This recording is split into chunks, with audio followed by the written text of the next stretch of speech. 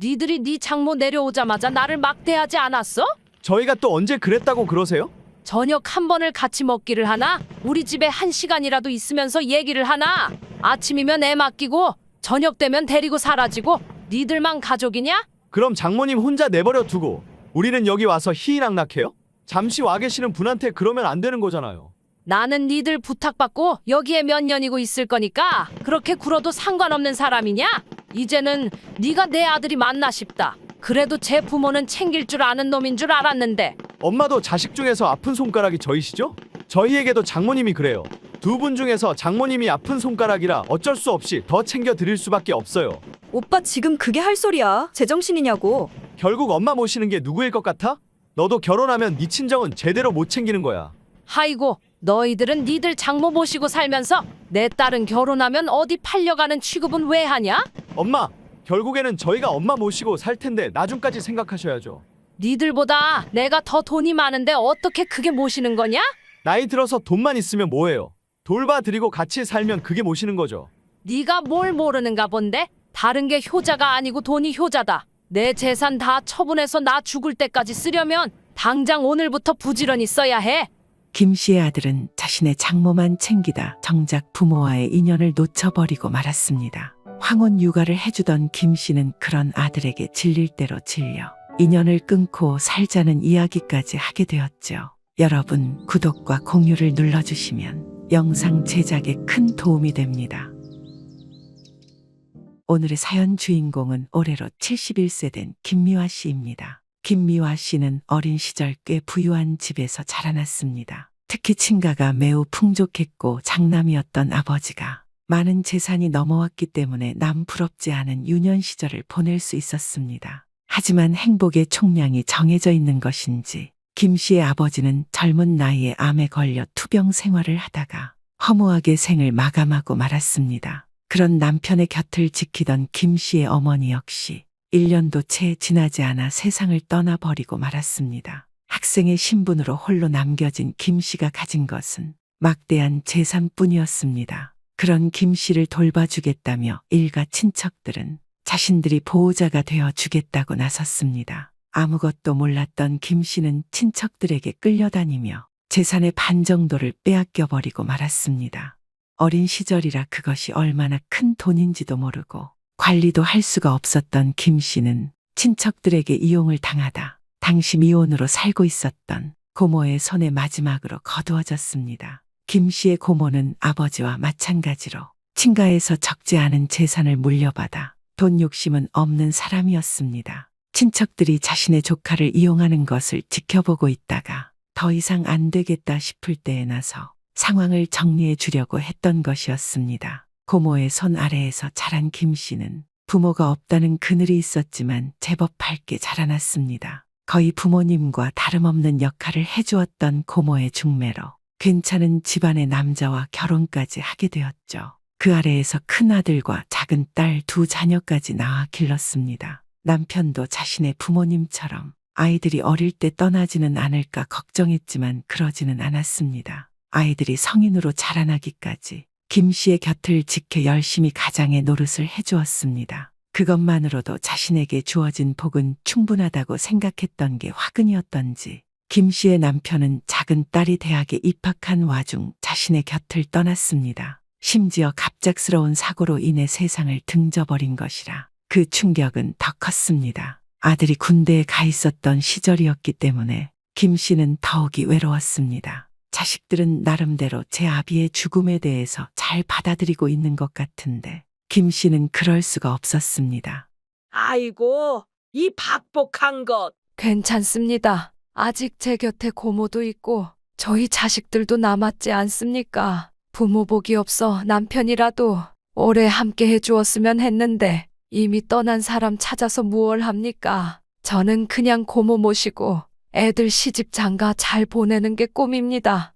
힘겨워하는 김 씨의 곁에는 여전히 많은 사람들이 남아 있었습니다. 김 씨는 다시 한번 살아갈 힘을 내야겠다고 다짐할 수밖에 없었습니다. 이런 김 씨에게 다시금 가족을 만들어준 것은 바로 첫째였던 아들이었습니다. 아들 태영 씨는 30이 되기 전 결혼하여 이른 나이에 가정을 꾸리게 되었습니다. 취업을 한 지 얼마 안 되었을 때라 걱정이 많았던 김 씨는 전세로 집을 구할 수 있을 만큼의 보증금을 내어주었습니다.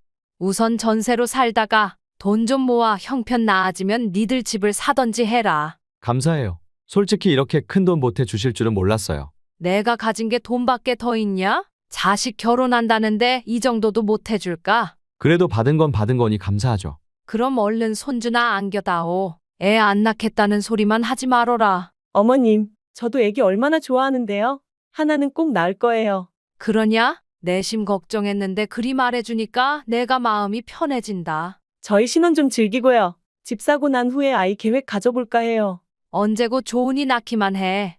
김 씨는 제법 당당하게 말하는 며느리의 말을 듣고 마음을 놓았습니다. 그대로 아들이 이른 나이에 결혼을 하고 손주를 안겨줄 계획이 있다고 하니 그것만으로 흡족한 결과를 얻었다고 여겼습니다. 하지만 아들 내외는 집을 사기도 전에 덜컥 아이를 가져버렸습니다. 그래도 대출을 받으면 살만한 집을 구할 수 있는 처지인 것 같아 큰 걱정은 하지 않았습니다. 김 씨는 아들 내외가 집을 사지 못했다는 것만 염려하였지만 정작 문제는 따로 있었습니다. 맞벌이였던 아들 내외가 도저히 손주를 볼 여건이 되지 않았다는 것이었습니다. 어떻게 하니? 그 어린 걸 어디 맡길 데도 없고. 우선 혜빈이는 육아휴직하고 이제 복직해야 하니 제가 신청해야죠. 아빠도 육아휴직이 되냐? 저희 회사에서는 제법 쓰는 사람 있기는 해요. 아이고, 그래도 다행이구나. 저 복직해야 할 때가 문제죠. 안 그래도 둘 다 야근 많은 편이라서. 내가 가까이 살면 도와주기라도 할 텐데 아쉽다. 그래도 1년은 또 벌어놨으니까 그때 가서 생각해 봐야 할 것 같아요. 아들과 오랜만에 전화를 한 김 씨는 손주에 대한 걱정이 컸습니다. 둘 다 번갈아 가면서 휴직을 할 수 있는 것은 다행이었지만 그 후가 문제였기 때문이었습니다. 손이 많이 갈 나이에 덜컥 외벌이가 될 수는 없었기에 육아 문제가 가장 컸습니다. 시간은 빠르게 흘러 아들의 복직이 채 한 달도 남지 않은 시점이 되었습니다. 오랜만에 김 씨의 집을 찾은 아들 내외는 무언가 부탁할 게 있는 모양이었습니다. 엄마, 지금 따로 하시는 일은 없으시죠? 그렇지. 내가 언제는 어디 가서 일한 적이 있었냐? 그럼 저희 좀 도와주시면 안 될까요? 시우 학교 들어갈 때까지요. 무슨 소리야? 시우를 나한테 맡기고 가겠다는 거냐? 김 씨는 갑작스러운 아들 내외의 부탁에 혹여나 하는 걱정이 되었습니다. 자신도 어린 시절 부모를 잃고 친척 집을 전전하며 자라면서 나름의 서름이 있었기 때문이었습니다. 다행히 아들 부부는 손주를 김 씨에게 맡기고 가겠다는 뜻은 아니었던 것 같았습니다. 애 떼놓고 갈 수는 없죠. 엄마가 좀 올라와 주시면 좋겠어요. 아이고, 아는 사람 하나 없는데 내가 거길 가서 뭘 한다고 올라가? 왜 아는 사람이 없어요? 저희랑 매일 붙어 있을 건데. 그럼 너네 집에 같이 살자 이거냐? 그런 건 아니고요. 한 집 살면 불편한 게 있을 테니 저희 아파트 다른 동으로 오시거나 하면 되죠. 새애기, 너도 내가 시우 봐줬으면 하는 마음은 똑같은 게야. 죄송하지만 저도 부탁 좀 드리고 싶어요. 다른 사람 손에 맡기는 건 영 믿음이 안 가서요. 그건 김 씨 역시 생각이 같았습니다. 아무리 전문가라 하더라도 아이와 애착이 잘 형성되어 있는 사람이 돌봐주는 것과 같을 리가 없다고 여겼기 때문이었습니다. 김 씨로서도 고민이 필요한 문제였기 때문에 우선은 생각을 좀 해보겠다 대답하는 수밖에 없었습니다. 그러나 김 씨가 깊은 고민에 빠진 사이에 부쩍 큰 손주는 자신에게 엉겨오며 애정을 팔았습니다. 시우야, 아이고, 내 강아지. 이쁜 내 강아지. 안 본 사이 많이 컸네. 엄마도 손주 생기니까 팔불출 다 되셨네요. 김 씨는 손주와 붙어 있으면서 나름대로 생각을 정리해 가기 시작했습니다. 손주가 종일 유치원에서 덜렁 남겨져 있거나 다른 사람의 손에 맡겨지는 것은 분명 꺼려지는 일이었습니다. 태영아, 세아가, 내가 생각을 좀 해봤는데 말이다. 네, 말씀하세요. 김 씨가 무언가 결심한 듯이 아들 내외를 불러 앉히고 이야기를 시작하자 두 사람의 표정이 확연히 달라지는 게 보였습니다. 마치 김 씨가 거절할 것이라고 전혀 생각해 본 적도 없는 것 같은 얼굴들이었습니다. 시우, 내가 봐주마. 같은 집에 사는 건 서로 불편할 것 같으니 다른 집 구해야겠다. 정말이죠? 마음 변하시면 안 돼요. 저희가 집 알아볼게요. 전세로 계약하셔서 4년 정도는 살 수 있을 거예요. 매매여도 된다. 나중에 그거 너네 주어도 되고. 김 씨의 말에 아들 내외는 부쩍 표정이 밝아졌습니다. 손주를 봐주는 것은 물론이고 나중에 집까지 줄 수도 있다는 김 씨의 말 때문이었습니다. 김 씨 역시 연고도 없는 지역에 가서 살아야 한다는 게 제법 부담이 되었지만 손주를 보면 아들 내외의 부탁을 들어주지 않을 수가 없었습니다. 오히려 손주 하나만 낳아달라 노래를 불렀던 자신이 당연히 들어주어야 하는 일이라는 생각이 들 정도였습니다. 어머님, 지금 입주 가능한 집이 하나 있다네요. 저희 집 맞은편 동이에요. 그러냐? 다음 주에 올라가서 계약한다고 그래라. 이삿짐은 어떻게 하시려고요? 지금 사는 집은 막내가 그대로 살 거라. 가지고 갈 것도 많지 않구나. 멀리 가는 거니 그냥 사는 게 낫겠다 싶기도 하고. 그럼 그러세요. 필요한 건 인터넷으로 미리 주문해 놓으셔도 되고요. 김 씨는 2주 정도 남아있는 아들의 육아휴직 기간 동안 이사를 해야 해서 매우 바쁘게 움직여야만 했습니다. 원래 살고 있었던 집은 함께 살고 있는 딸이 그대로 살 수 있도록 놔둘 요량이었습니다. 매매로 들어갈 수 있는 집이 있어 바로 계약을 진행하고 필요한 가구나 가전들도 간단히 사기로 결정하기도 하였습니다. 이렇게 될 일이었는지 모든 것이 김 씨의 마음처럼 착착 따라주는 것이 편안하게 느껴졌습니다. 그리고 눈에 넣어도 아프지 않을 손주를 매일 볼 수 있다는 사실도 김 씨에게는 매우 설레는 일이기도 했습니다. 엄마는 저희 시우가 그렇게 예쁘세요? 그럼 예쁘다 마다. 저 어렸을 때도 그렇게 예뻐하진 않으셨던 것 같은데 신기하네요. 내 친구들도 그러더라. 자식 키울 때는 교육도 해야 하지. 살림도 돌봐야 하지. 마음껏 이뻐하려야 그럴 수도 없었는데 손주는 다르다고. 그렇겠네요. 엄마도 그러세요? 그렇지. 너희 키울 때는 여러 걱정도 많았는데 시우 볼 때는 그런 게 없어서 좋다. 김 씨는 황혼 육아가 힘들 법도 하건만 그런 기색 없이 손주를 살뜰하게 보살펴 주었습니다. 바쁜 아들 내외를 대신하여 육아를 하면서 반찬도 만들어 두고 집안일을 대신해 주기도 하였습니다. 그런 일상이 힘들지 않다고 하면 그건 거짓말일 것입니다. 하지만 김 씨는 새로운 가족이 생기고 이전처럼 북적북적하게 지낸다는 게 영 나쁘지는 않았습니다. 어머님, 저희 엄마가 당분간 와서 좀 지내다 가실 거예요. 사돈께서 당분간이라고 하면 어느 정도이니? 그건 정확하지 않은데요. 아마 금방 가실 거예요. 그럼 나 그동안은 안 와도 되는 거냐? 사돈께서 시우 봐주실 거 아니냐? 그건 아니고요. 몸이 안 좋으셔서 시우 육아까지는 어려울 거예요. 며느리가 조심스럽게 건넨 이야기에 김 씨는 황당하기 그지없었습니다. 사돈께서 아들 내외의 집에 와 있는데 손주를 봐줄 수가 없어서 자신이 계속 들락거려야 한다니 그야말로 코미디가 따로 없었습니다. 김 씨는 갑자기 사돈이 왜 아들 내외의 집에 와 있게 된다는 것인지 궁금해졌습니다. 딸 집에 와서 머무르는 게 이상하지는 않은 일이지만 사돈은 아들 내외가 결혼한 지 얼마 안 되어 재혼을 하셨기 때문이었습니다. 태영아, 내 장모님 말이다. 왜 와 계신다는 거니? 아, 그게요. 저도 말하기가 민망한데 두 분 사이가 안 좋으신가 봐요. 아이고, 재혼한 지 얼마나 됐다고 그러신대냐? 장모님 몸이 안 좋으신데 그거 가지고 트러블이 있었나 봐요. 그 양반도 인생에 참 굴곡이 많구나. 우선 새애기한테는 모르는 채 하마. 김 씨는 자신과 별반 다르지 않게 어렵사리 살고 있는 사돈을 홀대하고 싶지는 않았습니다. 그때까지만 하더라도 사돈이 얼마 지나지 않아 다시 돌아갈 것이라고 굳게 믿고 있었습니다. 사돈이 아들 내외의 집에 머무르는 동안에도 김 씨는 손주를 봐주러 자주 갈 수밖에 없었습니다. 보통은 아들이 출근을 하면서 손주를 김 씨네 집에 데려다 주었지만 바쁜 날에는 김 씨가 직접 손주를 데리러 가야 했습니다. 사돈 오셨습니까? 예, 애들은 벌써 출근하고 없는가 봅니다. 시우도 곧 어린이집 갈 시간 아닙니까? 준비시켜서 제가 데리고 나가겠습니다.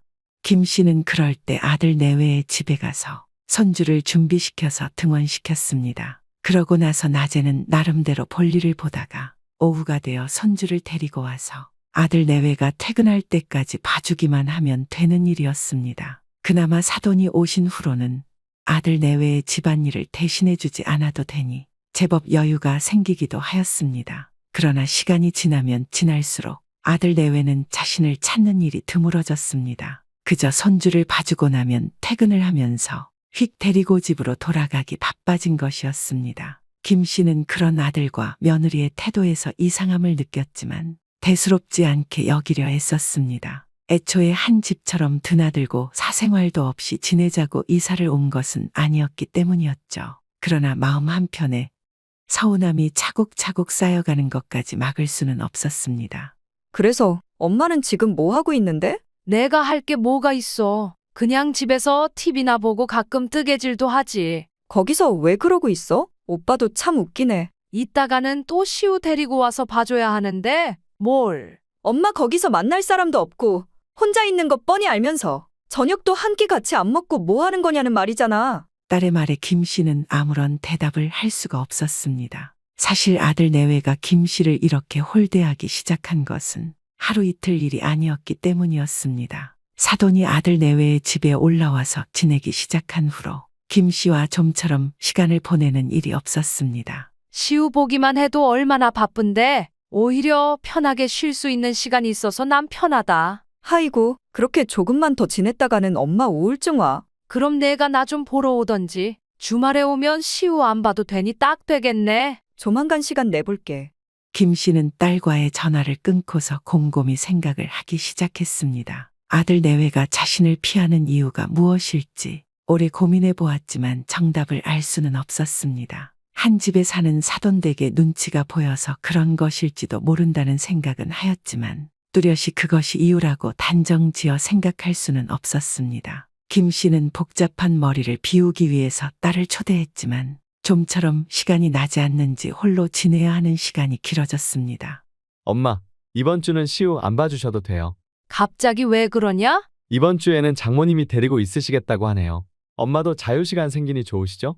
그래, 그러신다 그러면 굳이 내가 볼 필요는 없지. 잘 됐네요. 그럼 이번 주는 푹 쉬시고 다음 주에 뵐게요. 김 씨는 그리 말했지만 점점 더 아들 내외에 대한 불만이 쌓여가고 있었습니다. 하루 이틀 사돈이 손주를 봐주겠다 하더니 이제는 일주일을 통으로 데리고 있겠다고 한 것이었습니다. 자신은 만날 사람도 없이 여기에 덜렁 남겨져 있게 되었는데 무엇을 해야 할지도 모르는 상황이었습니다. 딸, 엄마 지금 집에 좀 내려가 있으려고 한다. 내가 가려고 했는데 일부러 오는 거예요? 아니, 사돈이 이번 주는 시우 봐주신다 해서 나는 오지 말란다. 오빠 진짜 가면 갈수록 너무하네. 내가 한번 말해봐. 애 보고 싶어서 환장한 것도 아니고 너까지 나설 필요 없어. 엄마, 몇 시에 도착하는지 알려줘. 나 퇴근하고 데리러 갈 테니까. 김 씨는 오랜만에 집에 내려가 일주일간 딸과 시간을 보내고 친구들도 만났습니다. 오랜만에 집안에 혼자 갇혀 있는 게 아니라는 것을 느끼니 숨통이 트이는 것만 같았습니다. 하지만 일주일은 결코 긴 시간은 아니었습니다. 하루는 친구들과 모임을 가지고 또 하루는 딸과 평소와 다름없는 일상을 보내기도 하고 자신을 키워주신 고모를 찾아뵙고 나니 아들 내외가 있는 지역으로 넘어가야 할 날이 다가온 것이었습니다. 엄마, 솔직히 말해봐. 별로 안 가고 싶지? 내가 왜 안 가고 싶어? 내일부터는 시우 봐줘야 하는데 손주 이쁜 거랑은 별개로 엄마 혼자 덜렁 있을 텐데 뭐 좋겠어. 그런 말 하지 마라. 내 오빠 서운해한다. 김 씨는 딸 앞에서 아들을 감싸려던 것은 아니었습니다. 딸이 외롭게 지내는 자신을 걱정할까봐 일부러 더 세게 이야기를 한 것이었습니다. 하지만 고속버스를 타고 올라가는 길에는 한숨밖에 나오지 않을 정도로 마음이 무거웠습니다. 김 씨는 버스에서 내려 다시 아무도 반겨주는 이 없는 집으로 돌아갔습니다. 불 꺼진 집에서 맞은편 아들 내외가 살고 있는 동을 바라보니 아들의 집에는 불이 환하게 켜져 있었습니다. 얼핏 보니 다 같이 모여 앉아 거실에서 TV를 보며 웃고 떠들고 있는 것 같았습니다. 괜히 심통이 난 김 씨는 그 모습을 보고 싶지 않아 커튼을 치고 침대에 누워 눈을 붙였습니다. 엄마, 저 갈게요. 오늘도 시우 잘 부탁드려요. 예, 태영아. 이번 주에 어버이날 있는데 어떻게 할 생각이니? 뭘 어떻게 해요? 그래도 저녁은 같이 한 끼 먹어야 할 거 아니야. 니들만 괜찮으면 번거롭게 따로 챙기지 말고 나랑 사돈이랑 같이 모여서 먹자. 생각해 볼게요. 그래, 회사 늦겠다. 얼른 가라. 김 씨의 제안을 반갑게 여길 줄 알았던 아들은 난색해 보였습니다. 아들의 속마음을 읽을 수 없어서 답답했던 김 씨는 그제서야 아들 내외가 자신을 일부러 피하고 있다는 것을 알아차렸습니다. 다만 자신을 보면 여느 때와 다름없이 재롱을 피우는 손주 때문에 겉으로는 크게 티를 내지 못하고 있었을 뿐이었습니다. 그래, 오늘 어떻게 할 거냐? 엄마 말대로 따로 챙기는 것도 웃기고. 그럼 오늘 저녁에 요 앞에 식당에서 만나요. 그래, 내가 시우 데리고 있다가 가면 되는 거냐? 그래 주시면 좋죠. 저랑 집사람은 퇴근하고 바로 갈 테니까 저녁에 만나요. 아들은 결국에는 김 씨의 말대로 사돈을 함께 모시고 어버이날 저녁 식사를 하기로 했습니다. 날이 날인 만큼 이미 식당 안은 가족들끼리 모여 식사를 하는 사람들로 가득 차 있었습니다. 김 씨와 손주는 먼저 예약해 두었던 방으로 들어가 사돈과 아들 내외가 오기를 기다렸습니다. 가장 먼저 도착한 사람은 바로 며느리였습니다. 어머님, 빨리 와 계셨네요? 시우야, 이리 와서 엄마 옆에 앉아. 왜? 여기 앉혀둬도 된다. 아니에요. 어머님 편하게 식사하세요. 며느리는 오자마자 김 씨의 옆에 앉아있던 손주를 불러서 자신의 옆에 앉혔습니다. 아들과 사돈이 차례대로 들어왔고 김 씨의 옆에 앉은 건 아들 태영 씨였습니다. 김 씨는 며느리와 손주 사돈이 나란히 앉아있는 것을 보고 말로 표현할 수 없는 묘한 감정을 느꼈습니다. 엄마는 뭐 드실래요? 장모님도 골라보세요. 나는 오늘 갈비가 당기는데. 그럼 갈비로 하실까요? 엄마도 갈비 괜찮으시죠? 김 씨가 메뉴판을 보고 있는 동안 사돈은 아무런 고민도 없다는 듯이 메뉴를 골랐습니다. 아들은 김 씨에게 무엇이 먹고 싶냐고 물었던 것이 무색하게 제 장모가 고른 메뉴를 시켜버렸습니다. 김 씨는 얼떨떨하게 메뉴판도 다 읽어보지 못한 채로 책자를 접어 옆에 두었습니다. 그나저나 욕실의 등이 고장났던데. 자네가 고칠 수 있나? 그럼요. 저번에 장모님 잠깐 나가셨을 때 현관 센서 등 깜빡이던 거 있잖아요. 그거 제가 고쳐놓은 거였어요. 어쩐지 어느 날부터 멀쩡하게 작동하더라니만. 은근히 이 사람이 제주꾼이야. 유튜브 보면서 조금만 찾아보면 제법 잘 따라한다니까? 김 씨를 빼놓고 사돈과 아들 부부는 자신들만 아는 이야기를 하고 있었습니다. 그동안 할 말이 없었던 김 씨는 갈비가 타지 않도록 부지런히 고기를 굽는 것 외에는 할 게 없었습니다. 누구 하나 김 씨 대신 고기를 구우려는 척도 하지 않아 식사 내내 집게를 들고 있었던 것은 다름 아닌 김 씨였습니다. 이게 어버이날인지 사돈의 날인지. 김 씨는 혼자 속으로 구시렁대며 열심히 고기를 구웠습니다. 미처 김 씨가 한 입 먹어 보기도 전에 다 구워진 것들은 족족 사돈과 아들 내외의 입으로 들어갔습니다. 한참 고기를 굽고 후식까지 시켰건만 김 씨는 거의 먹은 게 없어서 배가 고플 지경이었습니다. 엄마, 잘 먹었어요. 사돈, 오랜만에 포식했습니다. 김 씨가 고픈 배를 채우기 위해 마트에 들러야 하겠다는 생각을 하고 있을 때 난데없이 감사 인사가 날아들었습니다. 어버이날이라 식사 정도는 아들 내외가 살 줄 알았건만 계산은 김 씨더러 하라는 뜻이었던 모양이었습니다. 인사까지 받은 마당에 계산을 미룰 수는 없었던 김 씨는 울며 겨자 먹기로 카드를 꺼내 결제를 했습니다. 자신은 거의 먹지도 못한 고깃값이 거의 30만 원 가까이 나와 있었습니다. 저희는 바로 집으로 갈 건데. 엄마는요? 나는 살 게 있어서 마트에 좀 가련다. 그럼 저희는 먼저 들어갈게요. 조심히 들어가십시오, 사돈. 아들 내외와 사돈은 김 씨만 남겨둔 채로 유유히 사라졌습니다. 사돈은 손주의 손을 잡고 걷고 있고 아들 내외도 퍽 다정해 보이는 모습이었습니다. 그걸 보고 있자니 자신은 영락없이 낙동강 오리알 신세가 된 것만 같아 서글퍼졌던 김 씨였습니다. 엄마, 오늘 오빠네랑 밥은 잘 먹었어? 먹긴 먹었지. 근데 제대로 먹지도 못해서 마트 들러서 이것저것 사가는 길이다. 왜? 오늘은 또 무슨 일인데? 김 씨는 딸의 목소리를 듣자 서름이 북받쳐 오늘 있었던 이야기를 하소연하였습니다. 자신이 이런 푸대접을 받고 있다는 것을 딸이 알게 되면 마음이 아파할 게 뻔했지만 따로 말할 곳이 마땅치가 않았습니다. 친구들에게 말하면 내가 자식을 이렇게 엉망으로 키웠다고 광고하는 것과 다를 바 없을 것 같아 딸에게 푸념을 하는 수밖에 없었습니다. 역시나 딸은 김 씨의 예상대로 펄펄 뛰며 제 오빠에게 따져 물어야 하겠다고 난리였습니다.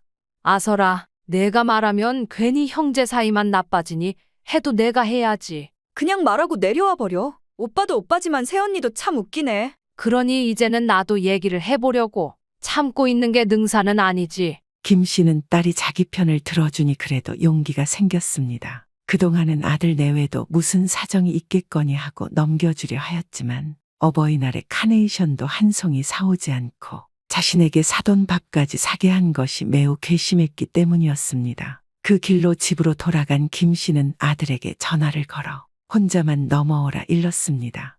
갑자기 왜요? 할 말 있으셨으면 아까 저녁 먹을 때 하시지. 다들 모여 있는데 그럴 분위기나 됐냐? 저도 좀 쉬어야 내일 또 출근하죠. 별 얘기 아니면 내일 하세요. 넘어와. 너 하는 거에 따라서 별일이 아닐 수도 있고 별일이 될 수도 있으니까. 한숨을 푹 쉬던 아들은 어쩔 수 없이 맞은편 동에 위치한 김 씨의 집으로 넘어왔습니다. 밥을 먹으면서 술까지 한잔해서 그런지 얼굴에는 부쩍 피곤이 서려 있었습니다. 그렇다고 해서 해야 할 말을 못할 김 씨는 아니었습니다. 너 요즘 나한테 정말 너무하다는 생각 안 드냐? 제가요? 엄마한테 제가 뭘 어쨌길래요?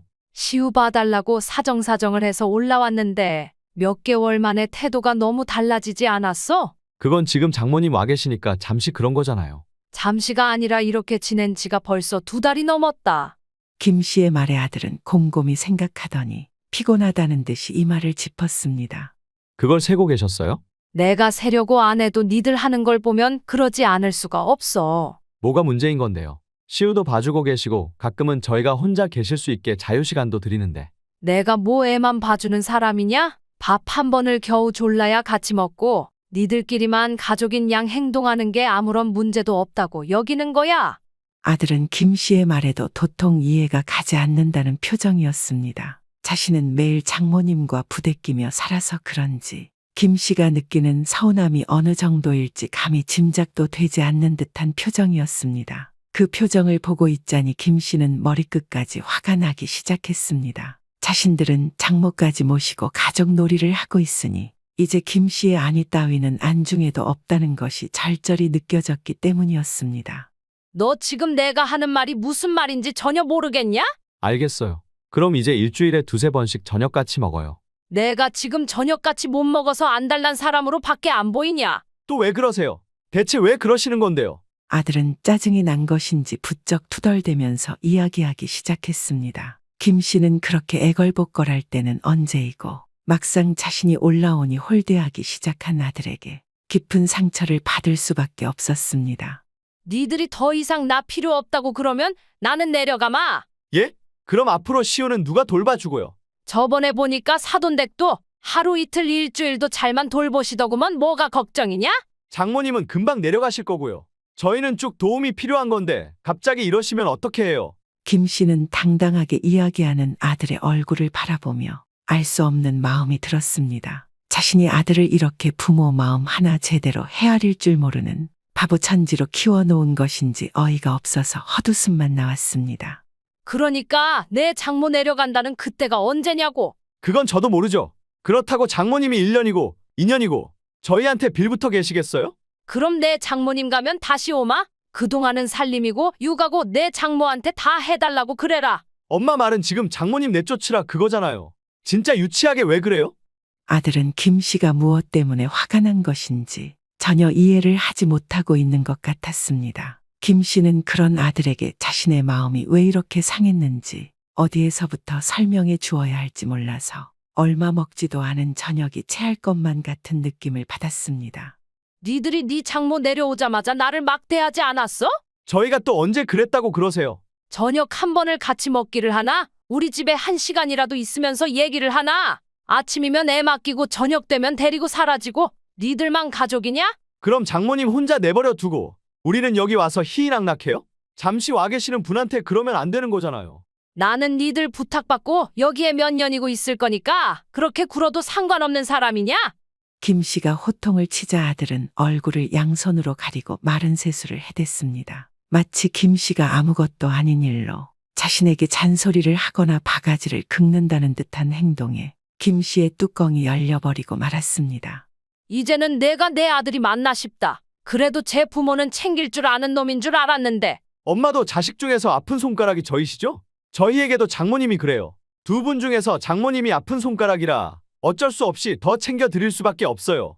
아들은 자신이 김 씨에게 아픈 손가락이듯이 제 장모가 더 신경이 쓰인다 말하고 있었습니다. 하지만 김 씨는 아들이 자신의 아픈 손가락이지도 않았을 뿐더러 제 장모가 더 신경이 쓰인다는 아들의 말에 더 이상 이야기할 가치를 느끼지 못했습니다. 그래, 너는 내 장모나 열심히 챙기면서 살아라. 나는 내 딸한테 가련다. 엄마, 그 뜻은 아닌 줄 알면서 왜 그러세요? 엄마가 이러시면 곤란해지는 건 저예요. 내가 왜 네 입장을 생각해 줘야 하니? 너는 이제 너대로 살아라. 내일 아침에 다시 올게요. 생각 정리 좀 하세요. 아들은 짜증을 내며 제 할 말만 하고 사라져버렸습니다. 김 씨는 더 이상 아들에게 남아있는 애정도 없고 손주도 보고 싶지 않아 그 길로 짐을 꾸렸습니다. 당장 집으로 내려가기에는 버스도 기차도 다 끊긴 상황이라 여건이 되지 않음을 알고 있었습니다. 그러나 김 씨는 포기하지 않고 간단히 짐을 챙겨 나와 길가에서 열심히 손을 흔들었습니다. 저 좀 멀리 갈 겁니다. 따블 줄 테니 좀 갑시다. 택시 기사는 갑작스러운 김 씨의 제안에 당황한 듯하였지만 이내 수락했습니다. 택시비를 따블로 주겠다는 말에 차를 세우고 내려 손수문을 열어주고 짐까지 들어 트렁크에 실어주었습니다. 김 씨는 다시는 아들이 사는 이곳에 발도 들이지 않을 것이라고 생각하며 택시에 올라탔습니다. 긴 시간 고속도로를 가로지른 택시는 딸이 살고 있는 김 씨의 집 앞에 멈춰 섰습니다. 김 씨는 혹시라도 딸이 깰까 조심조심 집 안에 들어와 익숙한 자신의 침대에 누웠습니다. 먼 길을 달려오느라 몸은 피곤했지만 이제야 제자리를 찾은 것 같아서 마음만은 그 어느 때보다도 홀가분했습니다. 아침이 되어 일어난 딸은 거실 한편에 놓여있는 김 씨의 가방을 보고 안방으로 뛰쳐 들어왔습니다. 그리고는 자고 있는 김 씨를 흔들어 깨웠습니다.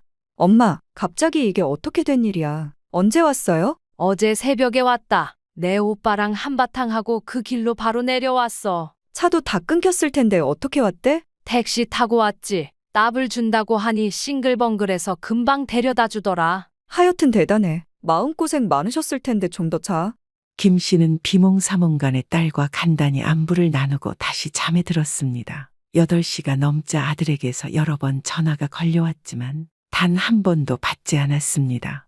엄마, 일어났어? 그래, 일어나서 TV 보면서 점심 먹고 있다. 오빠가 나한테 전화 왔더라고. 엄마 집에 왔냐고 묻길래 그렇다고 했어. 잘했다. 내가 뭐 죄 지은 것도 아니고 내 집 오는데 지 허락받고 와야 하니? 시우 맡길 데 없으니 난리가 난 모양이더라고. 그건 내 알 바 아니다. 너도 이제 내 오빠 일에 신경 꺼.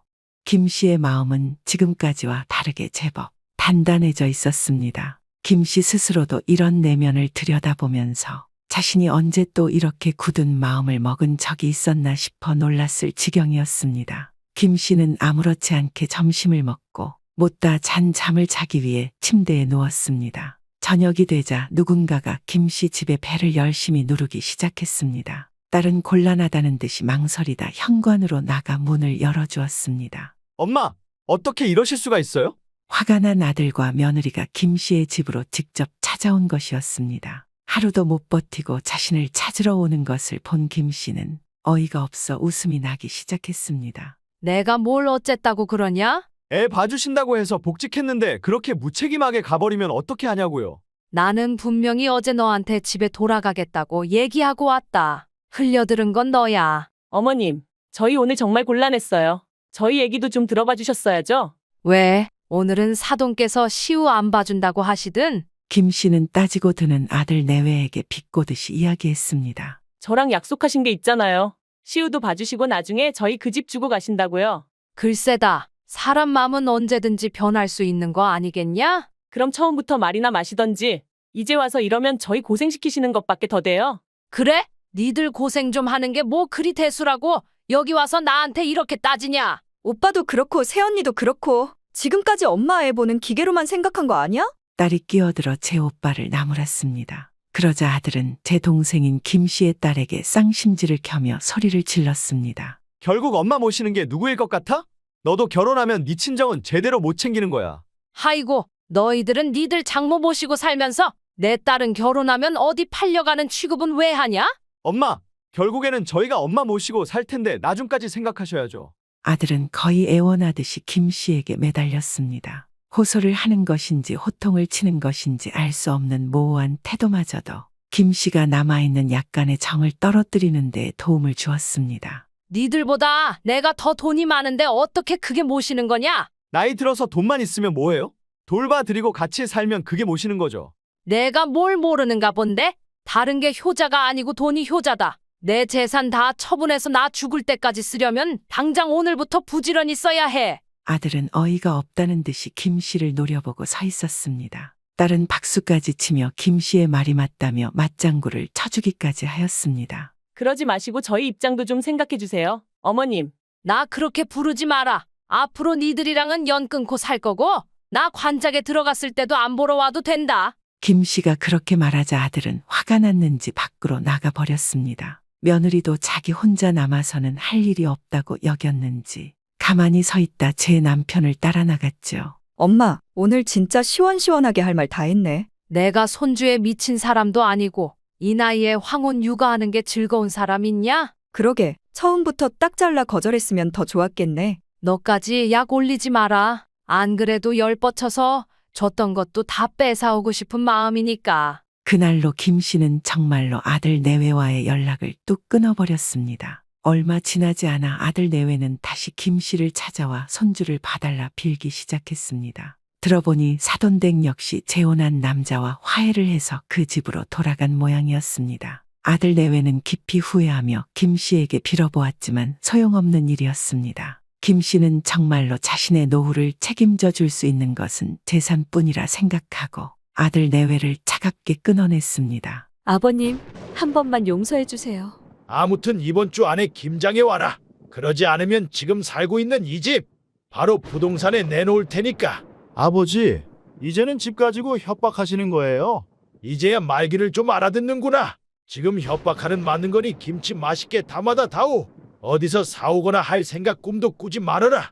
먹어보면 딱 안다. 아버님, 저희 김장의 김자도 몰라요. 그건 네 시엄마도 마찬가지였어. 모르면 사돈댁에 가서 물어보던지 그건 니들 알아서 해라. 그리고 니들 그렇게 엄마 도움 받고 싶으면 합가하자. 우리가 그 집으로 들어가마. 네? 무슨 소리세요? 살림 솜씨가 부족해서 엄마 도움 받고 싶다 하지 않았어? 그러니 우리가 들어가서 도와주겠다고. 저희 집에를 왜요? 너희 집이라니? 그거 아직 내 명이고 내 집이다. 내 집에 내가 들어간다는데 뭐 잘못됐냐? 문 씨는 괘씸한 아들 내외에게 선전포고를 하였습니다. 받는 것을 당연하게 생각하는 막내 내외는 작정하고 문 씨의 아내를 부려먹으려 갖은 수를 써댔기 때문이었습니다. 과연 그들에게는 무슨 일이 있었던 것일까요? 여러분, 구독과 공유를 눌러주시면 영상 제작에 큰 도움이 됩니다. 73세의 문산호 씨는 결혼한 후 자신의 아내가 시집살이를 당하는 것을 보고 매우 충격을 받았습니다. 다른 집들이야 그 시절 어느 정도 고부 갈등은 있어도 자신의 어머니가 그럴 줄은 상상도 하지 못했기 때문이었습니다. 언제나 온화하고 다정했던 어머니는 자신의 아내에게는 지독한 시집살이를 시키는 못된 시어머니로 변해 있었습니다. 그런 와중에 아내는 임신까지 되지 않아 더욱 모진 수모를 겪어야 했습니다. 문 씨 역시 그런 상황을 견디다 못해 분가를 해야만 살 수 있을 것 같아 자신의 부모님께 난생 처음으로 자신의 의견을 피력했습니다. 저 분가하겠습니다. 집사람이나 저나 오래 같이 하려면 이 방법밖에 없을 것 같습니다. 누가 이 정도 시집살이 못 견뎌 분가를 하냐? 너 이러면 네 애미를 무시하는 거야. 이렇게 나가면 재산이고 뭐고 한 푼도 없어. 괜찮습니다. 제 처자식 제가 알아서 먹여 살릴 테니 그런 줄 아세요. 문 씨는 큰 소리를 떵떵 치고 나왔지만 방 한 칸 제대로 마련할 만한 돈이 없었습니다. 월세로 단칸방에 살게 된 것에 대해서 아내에 대한 죄책감이 매우 컸습니다. 나 때문에 미안하네. 호강은 못 시켜도 고생은 안 해야 하는데. 아니에요. 저는 당신이랑 이렇게 둘만 지내는 게 더 좋습니다. 그렇게 말해주니 마음이 좀 가볍네. 아내는 바느질을 해서 동네 사람들에게 품삯을 받아 지내면서도 뭐가 그리 좋은지 항상 싱글벙글 웃고 다녔습니다. 그런 아내를 위해서라면 못할 게 없었던 문 씨는 대뜸 용접 기술을 익혀 일을 하기 시작했습니다. 그 시절이래야 지금처럼 전문적으로 배울 수 있는 학원이 있었던 것도 아니라 나이 지긋한 용접공들을 따라다니면서 무일푼으로 기술을 익히는 수밖에는 없었습니다. 하지만 그 시절이 빛을 발했는지 문 씨는 이런저런 현장에 줄곧 풀려다니며 용접 일을 할 수 있게 되었습니다. 생활이 좀 펴고 나니 아내도 줄줄이 아이를 가지기 시작하였고 문 씨 부부의 미래에도 볕이 드는 듯하였습니다. 자신의 가족들과 살 때에는 몇 년을 노력해도 생기지 않던 아이들이 떡하니 생겨주니 그리 자랑스러울 수가 없었습니다. 문 씨는 두 아들과 딸 하나를 슬하에 두었습니다. 남들은 다 아들을 가지고 싶어 난리라지만 문 씨는 막내도 딸이어 주기를 간절히 바랐습니다. 하지만 어김없이 사내아이가 태어났고 그나마 둘째 하나는 딸이라는 것에 위안을 삼고 살기 시작했습니다. 다들 늦은 나이에 낳아놓은 것임에도 제법 잘 자라준 덕분에 문 씨 부부는 자식 문제로 서글썩을 일이 없을 줄만 알았습니다. 첫째 아들은 제 어미를 닮아 손재주가 좋은 것인지 일찍 타일 기술을 배워서 작은 인테리어 사업을 시작하였습니다. 딸은 공부를 곧잘 해서 이름만 대면 알만한 대학에 들어가 꽤 오랫동안 펜대를 잡고 있었습니다. 그러나 막내 아들은 어디 하나 특출난 구석도 없는 데다가 태생이 게을러 공부도 운동도 기술도 무엇 하나 제대로 갖추어진 것이 없었습니다. 이전이야 남자가 체력 하나만 있으면 사람 구실을 하고 살 수 있었다지만 세월이 지나 보니 게으름뱅 이 막내 아들에게 주어질 일 같은 것은 마땅치가 않았습니다. 막내 아들은 겨우겨우 고등학교를 졸업한 뒤 2년제 대학에 진학하였습니다. 그리하여 대학에 가는 게 무슨 소용이 있을까 싶었지만 대학 졸업장이라도 하나 따놓으면 언젠가 도움이 될까 싶었던 문 씨 부부의 바람이 담긴 것이기도 하였습니다. 어떻게 번번이 이런 성적을 받아오냐? 재영이 이놈아, 너는 등록금은 땅을 파서 내주고 있는 줄 알아? 저 진짜 공부에는 영 흥미가 안 생겨서 그래요. 나도 한평생 일하는 데에는 흥미 없었어. 그럼 지금부터 내가 너처럼 놀고 먹으면 우리 가족이 어떻게 되는지 한번 보여주랴. 문 씨의 호통에 잠시 반성하는 기색을 보이던 막내 아들은 얼마 가지 않아 원래 모습으로 돌아왔습니다. 죽이네 살리네 난리를 쳐보아도 영 바뀔 기미가 없는 막내 아들은 문 씨 부부의 애물단지였습니다. 자식으로만 보면 예쁘고 좋아 보이지 않는 부모도 없겠지만 사람 구실도 제대로 못하고 있는 것만 같아서 영 미덥지가 않았습니다. 너, 내가 덕기에게 말해 두었으니 그리로 다음 주부터 출근해. 무슨 일 하는 건데요? 종일 놀고 먹는 놈이 일까지 가려서 할 거냐? 능력이 없으면 삽질이라도 꼭 참고 해야지. 그래도 무슨 일인지 알고는 가야 할 거 아니에요. 낙하산인 거 티 낼 일 있어요? 꼬박꼬박 말대답은 잘하는 막내 아들과 대화를 하면 문 씨는 혈압이 절로 오르는 기분이 들었습니다. 도저히 취직을 할 생각이 없어 보여 작은 공장을 운영하고 있는 동창에게 부탁하여 아들 자리를 하나 만들어 달라고 사정해 두었던 것이었습니다. 거기에 대고 막내 아들 재영 씨는 무슨 일인지 꼭 알고 가고 싶다며 억지를 피웠습니다. 가서 확인해라. 내 놈은 어떤 일에도 재능이 없으니 그냥 시키는 거나 잘한다는 마음으로 가. 어떻게 아들한테 그런 말씀을 하실 수가 있어요? 너도 나중에 꼭 너 같은 자식 낳아봐라. 이런 소리 안 나오나? 제가 애를 어떻게 낳아요? 결혼을 안 할 건데. 문 씨는 아들과 이야기를 하다 집안에 굴러다니고 있었던 막대기를 들고 쫓아갔던 적이 한두 번이 아니었습니다. 아내는 그런 모습이 좋아 보이는지 실실 웃기도 하였지만 문 씨는 정말이지 막내 아들에 대한 걱정이 끊이지를 않았습니다. 안 그래도 늦게 가진 아이들의 막내인 아들과는 나이 차이가 많이 나기까지 해서 평생을 돌봐주어야 한다는 생각을 하면 등골이 오싹했습니다. 그래서 어떻게 하든 제 밥벌이는 하는 녀석으로 개조를 시켜보려 하였습니다. 너 거기 들어가서 그만두지 않고 쭉 일하면 내가 3개월에 한 번 100만 원씩 주마. 정말이죠. 나중에 가서 말 바꾸시면 안 돼요. 그냥 저 회사 다니게 하려고 하시는 말씀이실 수도 있잖아요. 다니고 얘기를 해라. 다니고 뭐 하나 제대로 하는 것도 없는 게 입만 살아서는. 아들은 문 씨의 제안에 제법 솔깃하였는지 어쩐 일로 그만두지도 않고 1년 이상을 버텼습니다. 문 씨도 그냥 한번 해본 말은 아니었기 때문에 일한 기간이 채워질 때마다 꼬박꼬박 아들에게 송금을 해주었습니다. 당신, 근데 재영이한테 돈은 왜 주겠다고 한 거예요? 어떻게든 우리 선에서 끝내야지. 저거 계속 놀고 먹으면 결국 첫째, 둘째 인생까지 망치는 수가 있어. 게으르긴 해도 나쁜 애는 아니잖아요. 뭘 그렇게까지 생각을 해요? 내 친구 자식들도 팽팽 놀다가 노름 빠진 경우 한두 번 보는 줄 알아? 그건 그 집 자식들이고요. 우리 재영이가 그런데 언제 관심이나 가지는 거 봤습니까? 사람 일 누가 알아? 다른 생각 안 들게끔 열심히 살 수 있는 환경을 만들어 줘야지. 문 씨는 다름이 아니라 막내 아들이 제 형제들에게 피해를 끼칠까 싶어 그런 제안을 했던 것이었습니다. 그나마 제 앞길 만들어 열심히 사는 형과 누나에게 빌부터 살지는 않았으면 해서 내린 조치였습니다. 그게 효과가 있었는지 아들 재영 씨는 3년 이상 꼬박 공장에 출근하여 온갖 허드렛 일을 하면서 나름대로 경력을 쌓아나가고 있었습니다. 그런 막내 아들을 보며 문 씨는 스스로 돈을 벌고 모으는 재미를 톡톡히 보고 있구나 싶어 뿌듯했습니다. 게다가 막내 아들 재영 씨가 결혼을 하겠답시고 같은 공장에 다니고 있는 여자친구를 소개해 줄 때에는 정말 까무러칠 정도로 놀라기도 하였습니다. 내가 정말 결혼을 하겠다고? 상대방도 똑같은 생각인 게 맞는 거냐? 그럼 제가 엄한 여자 붙잡고 결혼한다고 하는 걸까 봐서요. 너라면 그리 이상하지도 않지. 어떤 처자인지 빨리 데리고 와봐라. 그래, 재영아. 나도 궁금하다. 아내 역시 그동안 막내 아들이 무언가 주체적으로 한다고 이야기를 꺼내면 영 불안해하는 기색이었습니다. 하지만 결혼 이야기가 나왔을 때만큼은 상황이 달랐습니다.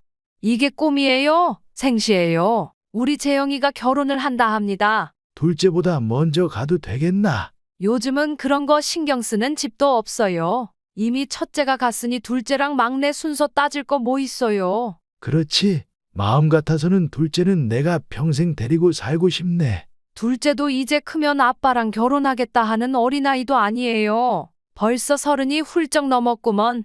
문 씨 부부는 둘째인 딸보다 먼저 장가를 가게 된 막내 아들에 대한 감회가 남달랐습니다. 몇 년 전만 하더라도 집에서 마주치기만 해도 이를 북북 갈게 만들 정도로 애물단지이기만 했는데 세월이 지나니 나름대로 시근이 든 모양이었습니다. 심지어 막내 아들이 데리고 온 처자는 제법 얼굴도 예뻐서 물은 남자들에게 인기가 있을 만한 외모를 하고 있었습니다. 좋은 대학을 나온 것도 직장이 좋은 것도 아니지만 막내 아들과 달리 성실하게 일했는지 공장에서는 벌써 10년 차가 되었다고 하였습니다. 그걸 들으니 아들과는 정반대인 일을 며느리로 맡겠구나 싶어 한시름 들었던 문 씨 부부였습니다. 이제는 막내 아들만 장가를 보내놓고 나면 자식에 대한 걱정은 싹 잊고 살 수 있을 것만 같았습니다. 둘째 아직 결혼을 하지 않았지만 능력이 좋으니 어느 집안 아들이 데리고 가도 부족함이 없을 것이라는 믿음을 가지고 있었기 때문이었습니다. 그래서 문 씨 부부에게 막내 아들의 결혼은 더욱 깊은 뜻이 있었습니다. 막내 아들을 장가 보내놓은 문 씨는 시골에서 작은 소일거리를 하며 지내고 있었습니다. 그동안 모아놓은 돈을 막내까지 장가를 보내는 데에 썼고 딸도 결혼을 한다고 하면 어느 정도는 보태주어야 했기 때문에 나이가 들어서도 일을 쉴 수는 없었습니다. 그래도 자식 농사 하나는 참 잘 지어 놓았다는 것이 문 씨 부부의 자랑거리였습니다. 이런 말들을 들으니 나이를 먹고도 이런저런 자비를 하며 지내야 한다는 게 성가시진 않았습니다. 노후 준비도 어느 정도 해놓고 먹고 살 만큼만 벌면 되니 그리 큰 부담도 아니었습니다. 저게 자네 막내 아들 아닌가? 장가간 막내를 왜 찾아? 이제는 며느리랑 도시 나가서 살고 있는데. 아니라니까. 뒤를 좀 봐봐. 영락 없이 자네 아들인데 뭘. 문 씨는 밭일을 하던 중 새참을 먹던 이웃집 김 씨가 하는 말을 듣고 뒤를 돌아보았습니다. 설마 하니 막내가 언질도 없이 찾아왔을까 싶어 믿지 않았지만 정말로 재영 씨가 집으로 찾아온 게 맞았습니다. 문 씨는 얼른 자리를 털고 일어나 아들과 며느리가 있는 곳으로 향했습니다. 뭐야, 니들이 말도 없이 어쩐 일이냐? 저희 오늘 휴무인데 집에 먹을 게 없잖아요. 엄마한테 밥 좀 얻어먹으러 왔어요. 집에 밥이 없다고 이 시골까지 얻어먹으러 오는 놈이 어디 있어? 지우가 엄마 밥 좋아하잖아요. 겸사겸사 얼굴 보고 인사도 드리려고 왔어요. 그러냐? 얼른 가자. 내 엄마 니들 온 줄은 까맣게 모르고 있을 터인데. 며느리 핑계를 대는 막내 아들에게 왜 왔냐 더 이상 타박할 수는 없어서 문 씨는 말을 돌렸습니다. 밭일을 하던 문 씨가 집으로 들어오자 아내는 집안일을 하다 고개를 빼꼼 내밀었습니다. 좀 나와보게. 손님이 왔어. 손님이요? 오늘 오기로 한 사람이 없는데. 자네 막내 아들 왔어. 새애기랑 같이. 어머, 재영이 네가 여기는 어쩐 일이야? 새 애기도 같이 왔구나. 아내는 뭐가 그리 좋은지 버선발로 마중까지 나와 막내 아들 내외를 맞아 주었습니다. 아무런 연락도 없이 방문한 것이었기 때문에 올 것이라고는 예상도 하지 못해 괜히 더 반갑게 느껴졌습니다. 며느리는 제법 어리광을 부리면서 제 시어머니에게 애교를 피웠습니다. 저희 둘 다 효모인데 먹을 것도 없고 어머니 밥 얻어먹으러 왔죠. 가만히 있어 보자. 우리 집에도 먹을 게 마땅치 않은데. 그냥 밥에 김치만 주셔도 돼요. 그럴 수가 있나? 잠시 장에 다녀올 테니 기다려. 정 배고프면 과일이라도 깎아줄까? 아니에요. 나중에 점심 차려주시면 그거 먹고 먹죠 뭐.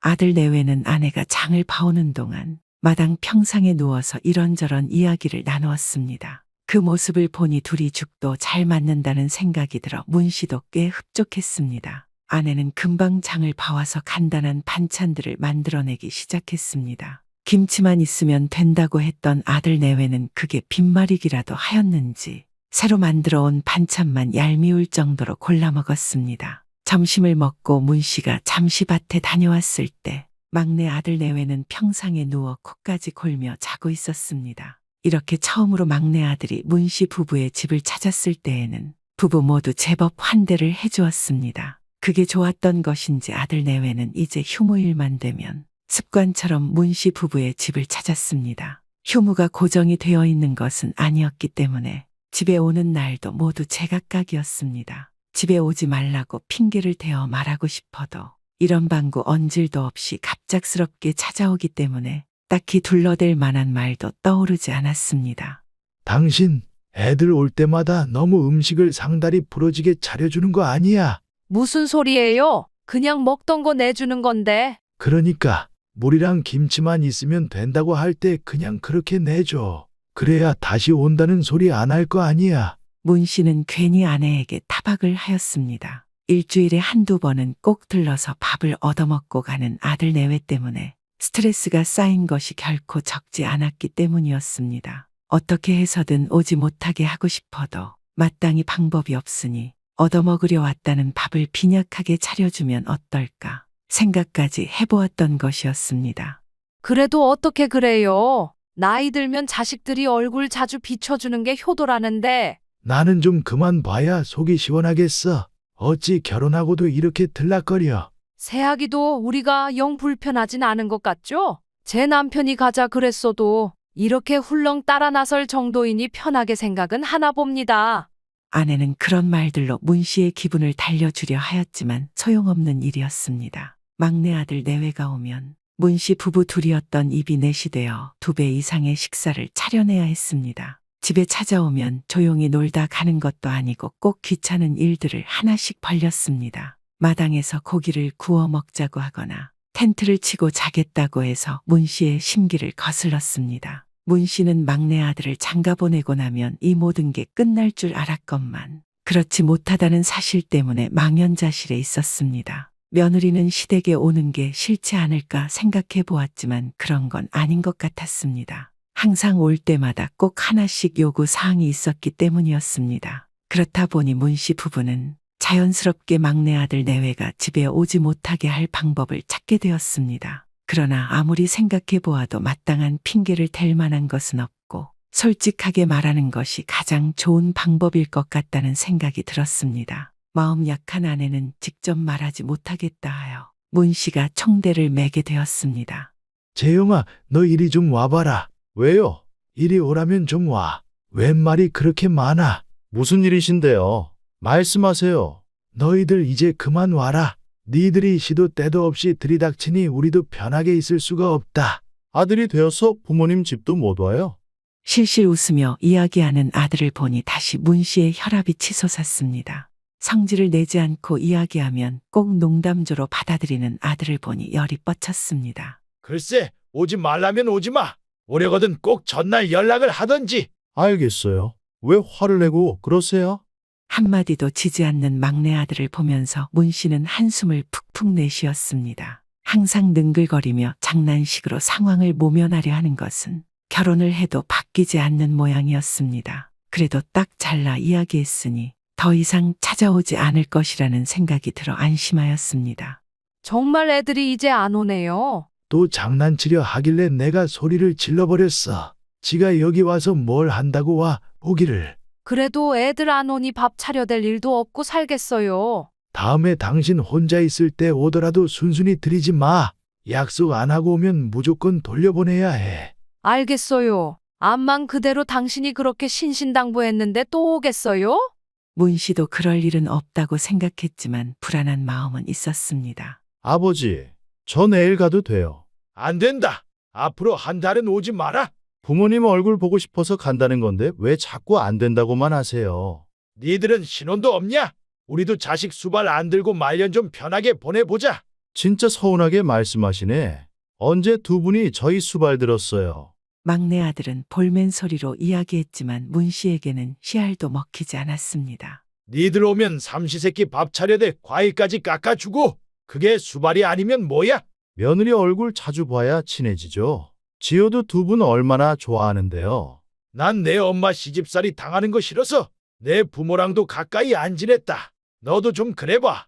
딱 잘라 말한 문 씨는 막내 아들의 전화를 끊어버렸습니다. 은근슬쩍 일주일도 안 돼서 또 놀러 오겠다는 막내 아들 내외를 꼴도 보기 싫었기 때문이었습니다. 게다가 결혼 초에는 시어머니 시중 드느라 고생했던 아내를 더 고단하게 만들고 싶지 않다는 마음이 컸습니다. 알게 모르게 아들 내외가 오면 자신보다 고생하는 쪽은 언제나 아내였습니다. 아들 내외가 다녀가면 부쩍 피곤해 보이는 아내를 위해서라도 자신이 중간에서 막아야 하겠다는 결단이 섰던 것이었습니다. 문 씨는 그날부터 마음 편히 동네밭으로 소일거리를 하러 다녔습니다. 마늘을 뽑고 벼를 심느라 시간이 어떻게 가는 줄도 모르고 열심히 일을 하러 다녔죠. 약간은 부족한 노후 자금을 조금이라도 젊을 때 모아놓고 싶다는 생각을 했기 때문이었습니다. 하루를 나가면 좋게 20만 원은 벌어올 수 있기에 소일거리라 해도 적은 금액은 아니었습니다. 문 씨, 내일도 나올 거지? 일 있으면 나와야지. 내일은 어디로 가? 내일은 저쪽 반대편에 있는 논으로 나오면 돼. 늦지 말고. 실없는 소리. 내가 언제 늦게 나오는 거 봤나? 문 씨는 지친 몸을 이끌고 집으로 돌아와 간단히 씻고 저녁 상을 들었습니다. 한참 밥을 먹다 보니 아내가 유난히 맥없이 축 늘어진 사람처럼 비리한 것을 느꼈습니다. 당신 어디 안 좋은 거야? 어디가 안 좋냐니요? 오늘 이상하게 밥도 잘 안 먹고 깨작거리고 있잖아. 그러게, 영 피곤하네요. 오늘은 좀 일찍 자야 되겠어요. 이상하네. 추울 때도 아니라서 감기인 건 아닐 테고. 약이라도 먹어보지 그래. 그냥 좀 피곤한 건데 무슨 약까지 먹어요? 난 괜찮으니까 신경 쓰지 마요. 문 씨는 유난히 힘없이 축 늘어져 있는 아내를 보면서 갖은 걱정들을 해댔습니다. 나이가 있다 보니 조금만 몸이 안 좋아도 어디가 아픈 것은 아닐까 걱정하는 것도 무리는 아니었습니다. 아내는 그 후로도 종종 힘없이 늘어져 있거나 피곤해하는 모습을 자주 보였습니다. 문 씨는 그런 아내가 분명히 어딘가 잘못되었을 것이라고 생각해 방법을 찾아보기로 하였습니다. 나다. 바쁘지 않으면 통화 가능하냐? 아빠, 무슨 일이세요? 무슨 일은 우리 딸 목소리 듣고 싶어서 전화했지. 그래요? 두 분 다 별일 없이 지내고 계시는 거 맞죠? 그래. 근데 내가 내 엄마 건강검진을 한번 받게 해주고 싶은데 그런 건 얼마나 하냐? 어떤 거 검사받는지에 따라서 다르죠. 갑자기 건강검진은 왜요? 그냥 나이 드니까 여기저기 문제 생긴 곳은 없는지 괜히 궁금하기도 해서 말이야. 문 씨는 제 엄마가 아픈 것 같다고 하면 딸이 걱정할 것 같아 대충 핑계를 대둘러댔습니다. 딸은 별 다른 의심 없이 건강검진을 받을 수 있도록 예약을 도와주었고 문 씨는 큰돈이었지만 아내의 건강을 위해서라면 아낄 생각을 하지는 않았습니다. 자네, 다음 주에 나랑 좀 나감세. 갑자기 어딜 나간다는 거예요? 당신 요즘 몸도 비실비실하니 안 좋은 것 같아서 건강검진 예약해뒀어. 예? 내가 괜찮다고 놔두라고 했잖아요. 당장 취소해요. 왜? 이 나이쯤 되면 건강검진은 꼬박꼬박 받는 게 돈 아끼는 거야. 그냥 좀 취소해요. 나 아픈데 하나 없이 건강하니 괜한 데에 돈 쓰지 맙시다. 단호한 아내의 말에 문 씨는 서운함을 느꼈습니다. 그래도 몰래 예약을 해놓으면 좋아하는 것까지는 아닐지라도 순순히 따라가 검사를 받을 줄 알았건만 아내는 그러고 싶지 않아 하는 것 같았습니다. 심지어 문 씨에게 버럭버럭 성질까지 내면서 가고 싶지 않다는 것을 온몸으로 표현하고 있었습니다. 이유라도 말을 해주면 좋을 텐데 아내는 입을 딱 다물고 있었습니다. 내가 다시는 걱정 하나 봐라. 나중에 아프다고 해도 소용없어. 그럴 일 없으니까 제발 나 좀 가만히 놔둬요. 좀 쉬면 되니까.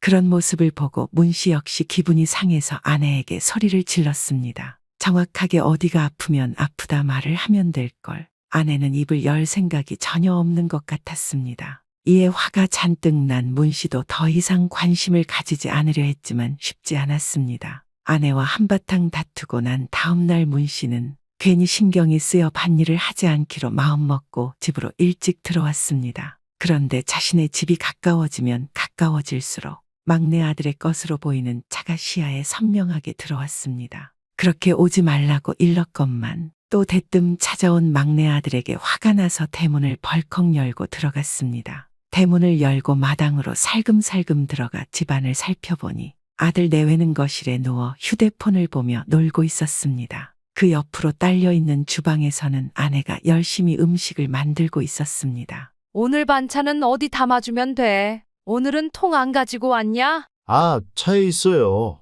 조금만 있다가 가져다 드릴게요. 거의 다 만들어 간다. 가지고 올 거면 그만 누워있고 얼른 가지고 와. 5분만요.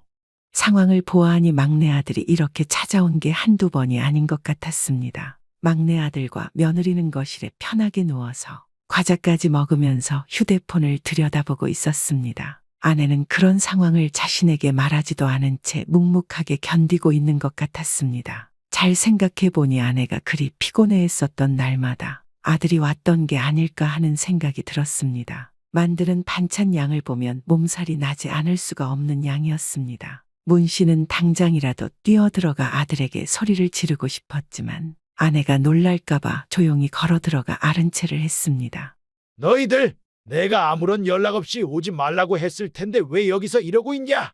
어머, 아버님. 아버지, 일 나가신 줄 알았는데 왜 이렇게 일찍 오셨어요? 아들 내외는 자신을 보고 무슨 귀신을 보기라도 한 것처럼 놀라했습니다. 빈둥빈둥 거실 바닥에 늘어져 있더니 문 씨가 부르자 용수철이 튕기는 것처럼 벌떡 일어나 앉았죠.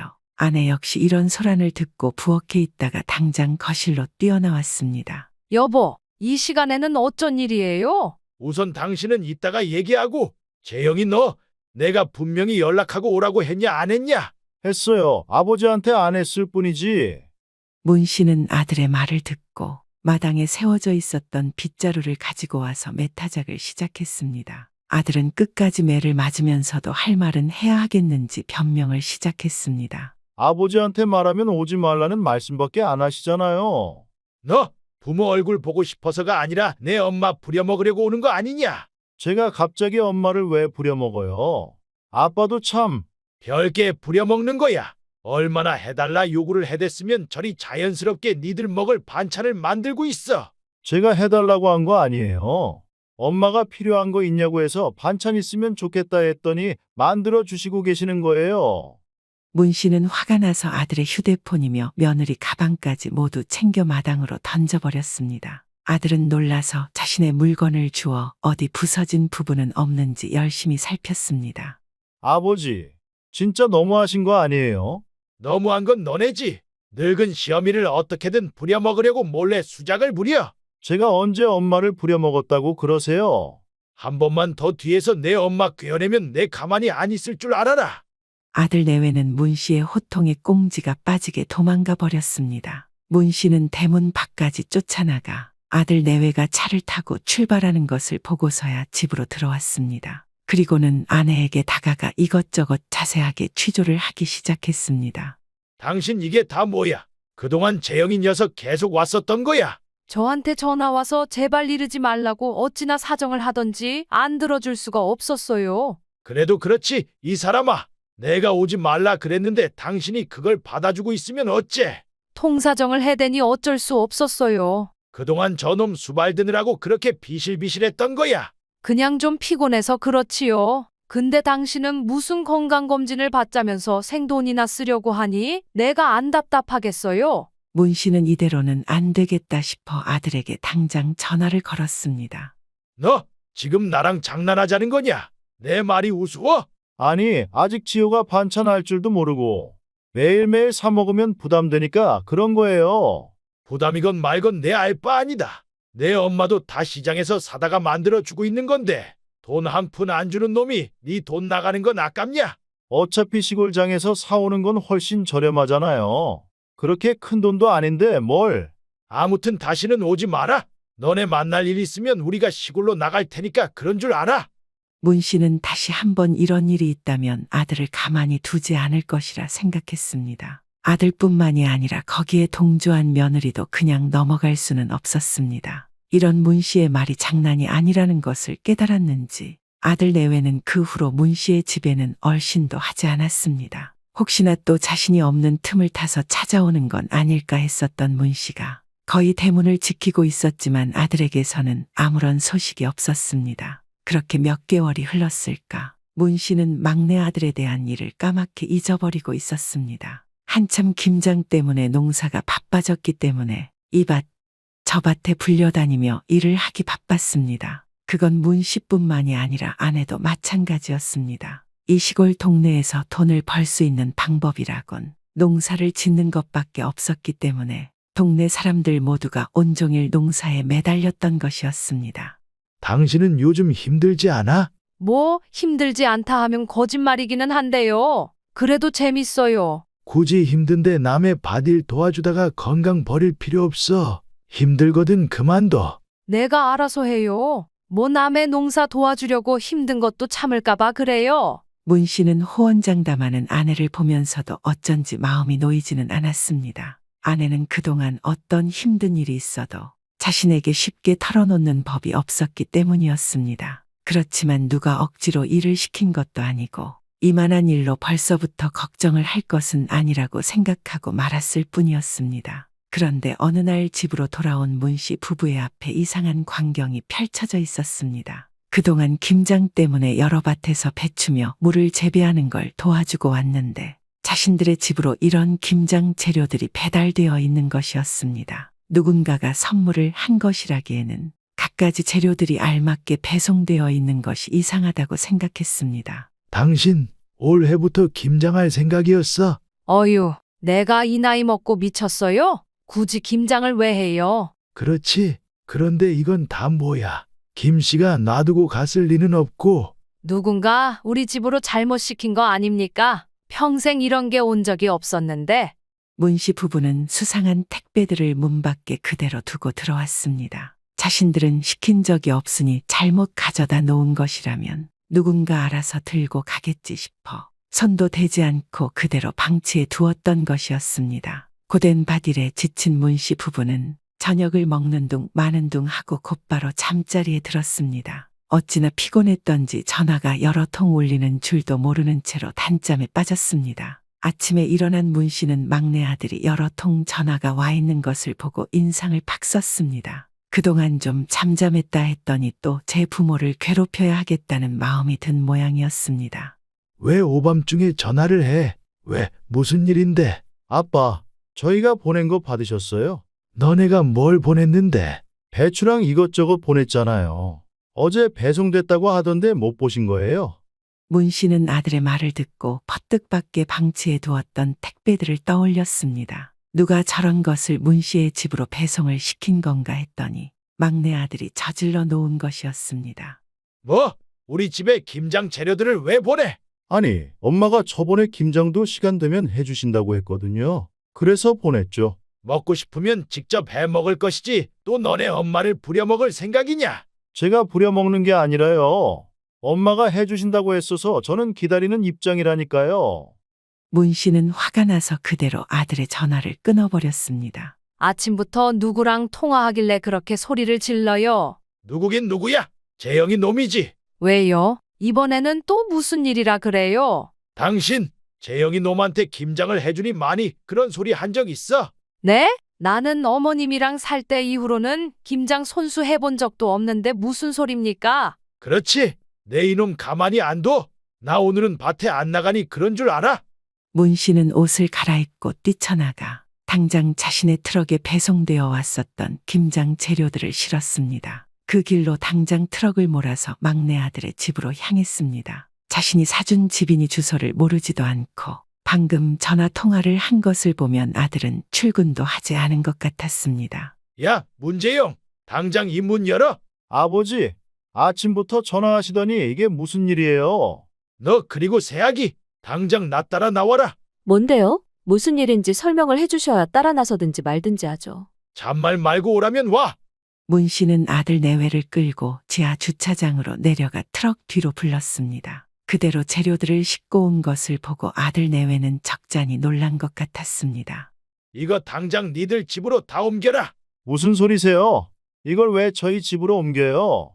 내 엄마 김장하는 법 알지도 못하니 당장 옮기라면 옮겨. 이전까지와 다르게 머리끝까지 화가 나서 소리를 지르는 문 씨의 모습에 막내 아들도 더 이상 장난기 섞인 태도로 대하지는 못했습니다. 그래도 저도 가장이라고 며느리에게는 무거운 것을 들지 못하게 하고 자신이 낑낑대며 들고 나르려는 모습을 보면서 문 씨는 헛웃음이 나왔습니다. 제 엄마는 그렇게 부려먹으려 눈이 시뻘개져 있더니 제 와이프 고생시키는 것은 싫었던 모양이었습니다. 너희들 이것 가지고 어떻게 해서든 김장김치 만들어 와. 아버지, 엄마가 해주신다고 해서 산 건데 왜 이제 와서 저희들은 만들라고 그러세요? 아버님, 저 한 번도 김장해 본 적도 없어요. 내 엄마가 해준다고 했건 안 해준다고 했건 상에 한마디 없이 재료들만 덜렁 배송시키는 건 늙은 엄마 부려먹겠다는 뜻밖에 더 되냐? 아버지 말씀 진짜 심하시네요. 제가 엄마를 부려먹어요? 너 하는 행동은 심하지 않고 어디서 눈을 동그랗게 뜨고 따박따박 대꾸질이냐? 지하 주차장을 울릴 듯이 크게 호통을 치는 문 씨의 기세에 누그러든 아들은 싹싹 빌기 시작했습니다. 저희가 이제 막 결혼해서 살림 솜씨는 부족하니까 엄마한테 부탁한 거죠? 시끄럽다. 너는 나한테 받아갈 거 다 받아가 놓고 뒤에서 너네 엄마 부려먹으려는 게 딱 불효자식 생각머리야. 그런 식으로 말씀하지 마시고요. 몰래 와서 반찬 해내라. 이번에는 김장을 해내라. 그게 부려먹는 거지 뭐냐? 문 씨가 단정지어 말하자 아들도 크게 반박하지는 못했습니다. 일부러 부려먹기 위해서 시킨 일은 아닐지라도 자신들의 이익을 위해서 자기 엄마가 고생하고 있다는 것은 모를 리가 없는 일이었습니다. 아무튼 이번 주 안에 김장해 와라. 그러지 않으면 지금 살고 있는 이 집 바로 부동산에 내놓을 테니까. 아버지, 이제는 집 가지고 협박하시는 거예요? 이제야 말귀를 좀 알아듣는구나. 나 지금 협박하는 거니 김치 맛있게 담아다 다오. 어디서 사오거나 할 생각 꿈도 꾸지 말아라. 먹어보면 다 안다. 아버님, 저희 김장에 김자도 몰라요. 한 번만 용서해 주세요. 그건 네 시엄마도 마찬가지였어. 모르면 사돈댁에 가서 물어보던지 그건 니들 알아서 해라. 집까지 이용해서 협박을 하는 문 씨를 보니 그제야 장난이 아니라는 걸 깨달은 아들 내외가 울고불고 매달렸지만 소용없는 일이었습니다. 문 씨는 그대로 트럭을 정리하고 아들 내외를 내버려 둔 채로 시골로 돌아왔습니다. 아내에게 이 사실을 이야기해 주니 의외로 깔깔 웃으며 잘 됐다는 반응을 보였습니다. 나는 당신이 애들한테 너무하다 할 줄 알았는데. 내가요? 그동안 막내가 나한테 이것저것 요구하면서 좀 부려먹었습니까? 그 정도 고생은 해도 돼요. 그렇지. 당신이 그렇게 생각한다니 다행이네. 문 씨는 아들 내외가 언제 올까 조용히 기다렸습니다. 자신이 협박한 게 있으니 아예 안 올 리는 없고 어떻게 해서든 김치를 만들어 올 것이라 생각했습니다. 한 주의 마지막인 일요일, 늦은 밤에 차 한 대가 문 씨의 집 앞에 멈춰 섰습니다. 아들 재영 씨가 차에서 내려 김치통을 몇 개 들고 문 씨의 집 안으로 며느리와 함께 들어섰습니다. 아버지, 만들어 오라시던 김치요. 어디서 사온 거면 내 여러만 봐도 아니 수 쓰지 마라. 장모님까지 불러서 얼마나 고생을 했는지 아세요? 그 입 다물어. 그럼 니들도 힘든 일을 우리한테 시키고 김치만 쏙 가져가려고 했냐? 전곡을 찔린 아들 재영 씨는 입을 딱 다물었습니다. 며느리도 이번 일로 느낀 게 많았는지 평소 생기발랄한 모습은 어디 가고 많이 지쳐 있었습니다. 니들 그렇게 엄마 도움 받고 싶으면 합가하자. 우리가 그 집으로 들어가마. 네? 무슨 소리세요? 살림 솜씨가 부족해서 엄마 도움 받고 싶다 하지 않았어. 그러니 우리가 들어가서 도와주겠다고. 저희 집에를 왜요? 너희 집이라니? 그거 아직 내 명이고 내 집이다. 내 집에 내가 들어간다는데 뭐 잘못됐냐? 문 씨의 말에 아무런 대답도 하지 못한 아들은 그저 잘못했다고 비는 것밖에는 수가 없었습니다. 다시는 그러지 않겠노라 약조하고 돌아간 막내 아들은 그 후로 다시는 문 씨의 아내에게 손을 벌리는 일이 없었습니다. 문 씨 부부는 막내 내외와 한바탕 전쟁을 치르며 왜 옛날 어르신들이 무자식 상팔자다 하는 이야기를 남겼는지 깊이 공감했습니다. 여러분, 공유와 알림을 누르셔서 매일 올라오는 새로운 주인공의 사연을 들어주세요.